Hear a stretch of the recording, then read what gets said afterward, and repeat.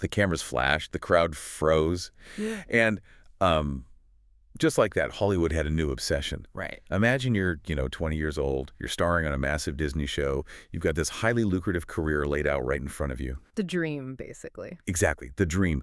But then, almost overnight, you become the absolute center of the internet's biggest, most toxic pop culture fixation. Yeah, it's terrifying. Millions of people are analyzing your past relationships, scrutinizing every move, sending you daily death threats.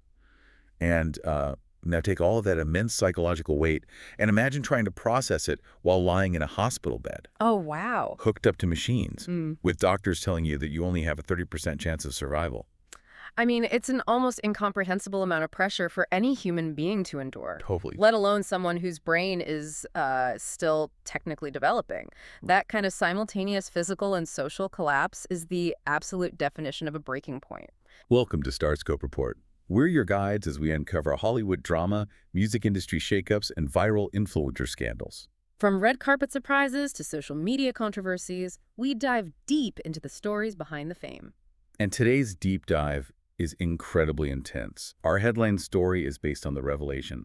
Joshua Bassett details his breaking point amid ketamine and ayahuasca use. Yeah, we've got a massive stack of reporting for this one. We're pulling from his raw new memoir in verse called Rookie, My Public, Private, and Secret Life. Right, and we're also looking at deep dives from Attitude L'Officiel, Us Weekly. Even coverage from faith-based outlets like church leaders, along with HEM News and TVMAO. The sheer breadth of those sources, it tells you just how broadly this story has rippled across pop culture, wellness spaces, and, spiritual communities. Yeah, it's a profoundly vulnerable exploration of trauma, and really the extremes humans will go to just to numb their pain. So the mission for our deep dive today is to trace Bassett's timeline. We're looking at a young man who went from sudden fame to a severe ketamine addiction to a terrifying ayahuasca trip and ultimately an unexpected spiritual awakening. But to understand how he reached that near-fatal breaking point with heavy drugs, we really have to look at the genesis of his trauma. Context is critical here. Right. The foundation of this entire spiral begins with what is basically the perfect storm of physical and psychological events that hit him right at the start of 2021. Okay, let's unpack this. So it's early 2021. Bassett has just turned 20. He's starring in High School Musical. The series. A huge show. Massive. And suddenly, his co-star, Olivia Rodrigo, drops her debut single, Driver's License. Which, practically takes over the globe overnight. Literally overnight. And fans instantly start theorizing that the song's about Bassett. Furthermore, the lyrics mention a, quote, blonde girl, unquote, which the internet collectively decides is Sabrina Carpenter. Right, so the speculation completely transforms a private interpersonal history into this public spectator sport. Exactly. And, if we compared this to anything, it's like being thrown into a Category 5 hurricane while tied to an anchor. That's a really good analogy. The scale of that public spectacle is just hard to overstate. We are talking about millions of voices dissecting his character, projecting malicious intent onto a teenager, and creating a narrative where he is a two-dimensional villain. And it wasn't just harmless gossip either. It escalated into relentless online hate and literal death threats directed at him. Death threats for a pop song drama. Right. But here's the truly staggering part.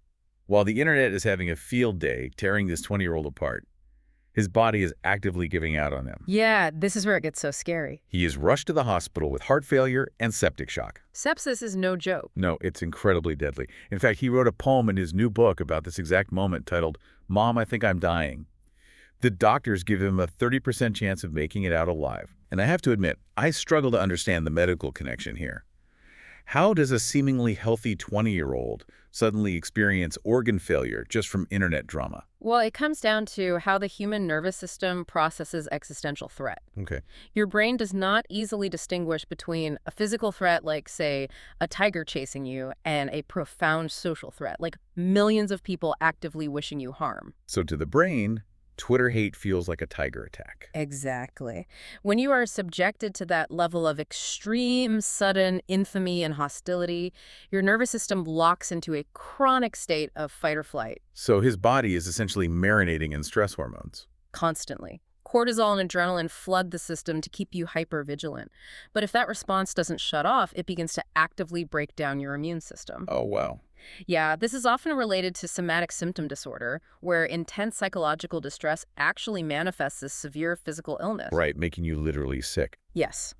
When the immune system crashes under the weight of that stress, opportunistic infections can take hold. And that leads to something as severe as septic shock. And the heart failure. Well, as the body tries to fight off the systemic infection from the sepsis, the heart strains under the toxic load, which can induce heart failure. That is, it's terrifying. And we also have to layer in a revelation he made in a 2021 Attitude interview. Oh, about his body image. Yeah. He admitted that ever since the Disney show began airing in 2019, he had been suffering from warped body image issues. So he was already struggling before the song even dropped. Exactly. His relationship with his own physical self was already deeply fractured before the organs even started failing. It's like running a high-performance engine with absolutely no oil. Right. The external scrutiny is slamming on the gas pedal, but internally, his warped body image and psychological distress mean there's no lubrication. Eventually, the engine just completely seizes up. Which is essentially what his heart did. That is a highly accurate way to look at it. The friction of his reality became so intense that the machinery just broke down. And surviving that hospital stay was a medical miracle, especially given that 30% survival rate. But the physical crisis ending did not mean the trauma was over. Not at all. And hey, if you're loving these Hollywood twists and deep psychological dives, make sure you're subscribed to Starscope Report. We've got even crazier stories ahead, and you won't want to miss them. You definitely won't, because the reality Bassett woke up to after the hospital was still unlivable. Yeah, he literally described his life at that time as a, quote, living hell. I mean, you don't just walk out of the ICU, open Twitter to see thousands of people still wishing you were dead, and just go about your day. Right. So he survives the hospital, but he's still trapped in this suffocating existence. Where do you even go when traditional medicine saved your life, but the emotional pain is still unbearable? If we connect this to the bigger picture, you look for an exit hatch. An exit hatch. Yeah. When reality becomes a place of constant suffering, the brain desperately seeks any available mechanism to detach from the present moment. To just stop feeling. Exactly. And without the proper tools or support systems to manage that trauma, that exit hatch often takes the form of severe substance abuse. Which brings us to the terrifying downward spiral. HEM News and TVMAO both detailed his rapid descent into ketamine addiction. And the sheer volume of his consumption is shocking. It really is. Bassett explained that with ketamine, your tolerance skyrockets incredibly fast by like 600%. 600%, that's astronomical. Right. What started as just a single line to get high quickly turned into him inhaling an entire baggie in one single whiff. Wow. Can you explain the neurological mechanics of that? Why does the body suddenly require a massive baggie just to achieve what a single line did a few weeks prior? Well, the brain is always trying to maintain homeostasis, a state of balance. Okay. Ketamine floods the brain's receptors, specifically the NMDA receptors, and that drastically alters your perception and mood. Right. But because the brain wants to protect itself from this huge chemical flood, it starts downregulating. It essentially removes or dulls those receptors. So they just stop responding as well. Exactly. So the next time you introduce ketamine, you need significantly more of the substance just to force the remaining receptors to respond. The tolerance builds exponentially. And he noted that sometimes he would inhale a baggie in the morning before even using the restroom. The substance completely hijacked his physiology and his daily routine. It dictated his entire existence. Wow. He talks about the grim logistics of his addiction taking over his life in New York. Yeah, the ATM trips. Yes. He would go to the ATM every single day to withdraw his maximum daily cash allowance. Then he'd just sit and wait for the afternoon when his dealer would start selling. It's so bleak. At his lowest point, he's consuming up to 6 baggies of ketamine every single night, entirely by himself. Consuming it entirely alone in a New York apartment is a profound image of isolation. I mean, he's surrounded by millions of people in one of the busiest cities on Earth, yet he has entirely walled himself off from human contact. I really want us to pause and sit with that image for a moment. For anyone listening who has ever tried to outrun a bad breakup or a failure at work by doom scrolling for hours or having a few too many drinks alone, We've all been there. imagine that exact same psychological impulse. But now, multiply that impulse by 1,000,000, combine it with a limitless bank account, and pair it with global infamy. It's a recipe for disaster. The contrast is jarring. We consume this glossy, highly manicured celebrity persona on our screens, the polished Disney star with the perfect smile. Right. But the reality is a 20-year-old kid standing by a brightly lit ATM, draining his daily cash limit to hand it over to a dealer so he can sit alone in a room and do 6 bags of horse tranquilizer. It forces us to acknowledge that the celebrity persona is a product, and the human being is the machinery operating it. We rarely want to see the machinery breaking down. No, we just want the entertainment. Exactly. But if we look at the specific clinical function of his drug of choice, it tells us exactly what he was running from. Okay, how so? Well, ketamine is a dissociative anesthetic. In medical settings, it was designed to detach the mind from the physical body and block sensory perception. So he was literally trying to stop feeling his own physical self. He was trying to vacate a body and a life that had become too painful to occupy. That makes so much sense. Someone experiencing severe physical pain from recent heart failure and crushing emotional trauma from a public backlash is the prime candidate for a substance that forcibly severs their connection to reality. And that desire to vacate ultimately pushed him to the absolute edge. Literally to the edge. Yes. In his memoir, there's a poem titled On the Edge of the Third-Story Balcony. He recounts standing on a balcony in Burbank, his feet dangling over the edge. Oh, man. He was crying, paralyzed by shame, fear, and paranoia. He just wanted to die. He wrote that he wanted the relief of the fall. That is the ultimate tragic manifestation of wanting to escape. The dissociative drug wasn't working anymore, so his mind sought a permanent exit. But in that moment, instead of falling, he made a choice to reach out. He called a friend, and that friend literally talked him off the ledge. Thank God for that friend. Right. It was a fleeting moment of connection that kept him alive. However, he knew, as he told Attitude magazine, that if he stayed on the ketamine path, he wouldn't make it out. He knew it was going to kill him. He knew the ketamine was going to kill him, but his reality was still unlivable. He needed a massive reset button. And a search for a reset button often leads people in trauma recovery to seek alternative, profound interventions when traditional therapy or mere willpower feels insufficient. But wait till you hear what came next, because the reset button he chose took him to a place nobody could have predicted. Stay tuned and hit that subscribe button so you don't miss what's coming next. You really want to hear this part. Okay, so for Bassett, that reset button was ayahuasca. But wait, I'm genuinely confused here. About ayahuasca? Yeah. When we hear about alternative therapies and plant medicines for Hollywood stars, we usually picture something peaceful. Right, like a yoga retreat. Exactly. A quiet retreat in the desert, dissolving your ego, finding oneness with the universe. But instead of finding immediate blissful peace, he experienced a hallucinogenic breaking point. It went completely south. According to his interview with Zach Sang, which was covered extensively by church leaders, he woke up feeling completely, quote, spiritually naked. Interesting phrasing. Then, his brain immediately conjured a vivid vision of his own soul falling into hell. Wow. Here's where it gets really interesting. Why would his brain jump to a literal, terrifying concept of hell and demons if he explicitly noted he didn't even believe in those concepts prior to the experience? What's fascinating here is that this is the often misunderstood mechanism of the psychedelic experience. Okay, how does it actually work then? Plant medicines like ayahuasca do not automatically provide a peaceful spa day for the mind. They violently strip away the ego's defenses and the psychological walls you've built. So all the protection is just gone. Gone. For months, Bassett had been aggressively numbing his trauma, his shame, and his fears with ketamine. Ketamine acts as a chemical blanket. It turns the volume of your internal pain down to zero. Right. But ayahuasca acts as a magnifying mirror. It turns the volume up to a deafening roar. It forces you to look at whatever you've been hiding from. Yes. It bypasses your conscious beliefs, like his belief that hell didn't exist, and taps directly into his deepest subconscious feelings of guilt, shame, and unworthiness. Oh, wow. So the hell was his own internal state. Exactly. He was forced to confront the exact pain, the past abuses, and the internal, quote, ugliness that he had been running from. The demons in his vision were personifications of his own unresolved trauma. And the details of that vision are intense. As he hit the ground in this vision, he described being surrounded by hundreds of thousands of these demons. Hundreds of thousands. They were actively mocking him, laughing at him, and specifically torturing him with memories of his past abuses. That's horrifying. And he couldn't just walk away or dissociate because he was chemically locked into the experience. Right, you can't just turn off an ayahuasca trip. Exactly.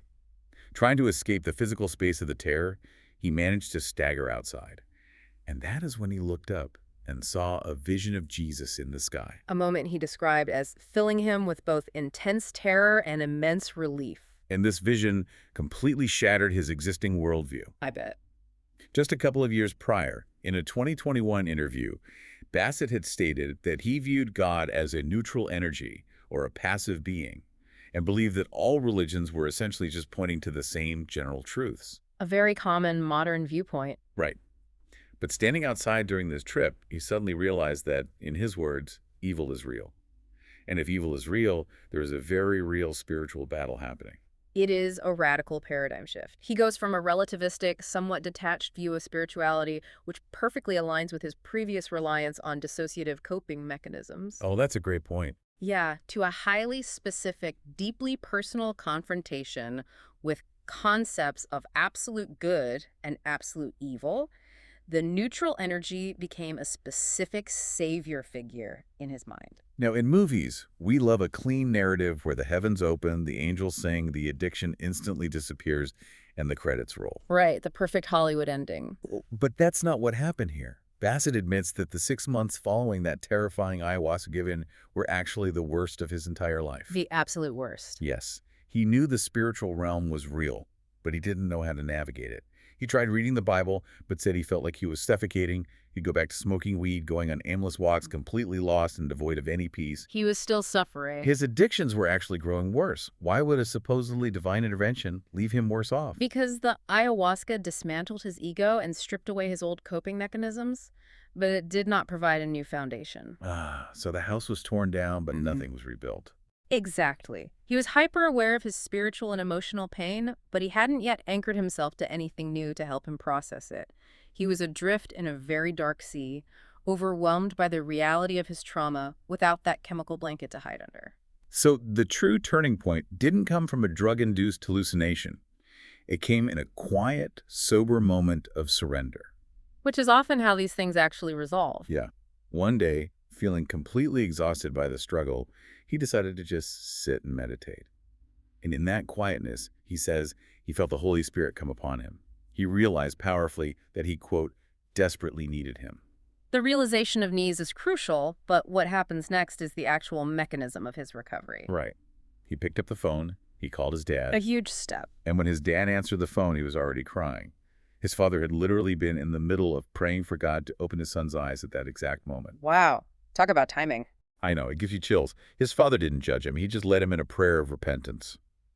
Bassett said that in that moment, he felt a peace that he had never, ever felt before. That's incredible. And following that surrender, he started experiencing these deeply personal signs that validated his new path. Like what kind of signs? Well, he'd pray, and a light would suddenly turn on in the room. Oh, wow. Or he was at a church, silently praying for someone to just put a hand on his back for comfort.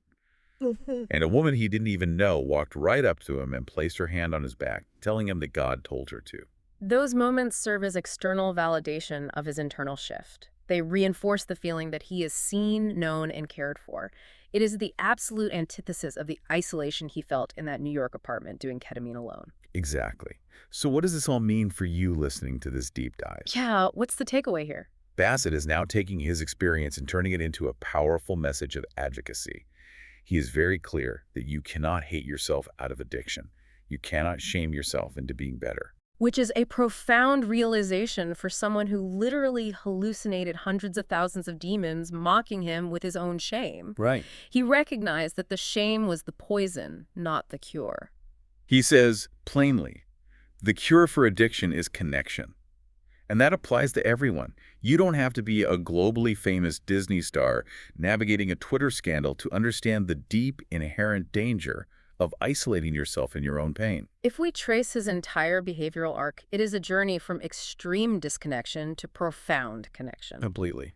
He went from a place of supreme isolation, hiding from the world and consuming staggering amounts of drugs entirely alone, to actively seeking connection. He reached out. He reached out to a friend while standing on that Burbank balcony.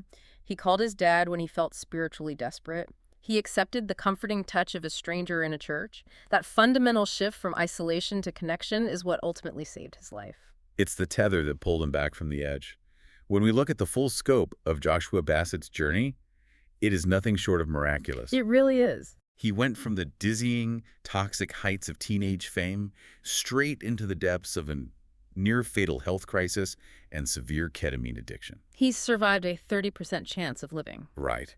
He endured a harrowing psychedelic confrontation with his deepest traumas, lived through 6 months of intense spiritual confusion, and finally found a lasting, profound peace through spiritual surrender and genuine human connection. It is a powerful reminder that behind every trending topic, every viral controversy, and every piece of internet gossip, there is a fragile human nervous system simply trying to survive the onslaught. And that brings up a really vital point for all of us to mull over as we wrap up today. Yeah, the bigger picture. We've seen how intense isolation and the relentless, suffocating scrutiny of public shaming accelerated Bassett's spiral toward the edge of that third-story balcony. It pushed him right to the brink. It forces us to ask a really uncomfortable question. How much of modern celebrity culture, particularly the way we consume internet drama as a literal blood sport, is actively designed to push young stars to the brink of destruction? That's a heavy question. And knowing the very real, sometimes fatal human cost of that pressure, what is our responsibility as the audience consuming it? It's a question we should all carry with us the next time we log online and decide whether to participate in a viral moment. Absolutely. You've been listening to Starscope Report, where we uncover the stories shaping Hollywood, music, and pop culture. Thanks for tuning in, and don't forget to subscribe for more stories that keep the stars shining. Take care of yourselves, and take care of each other.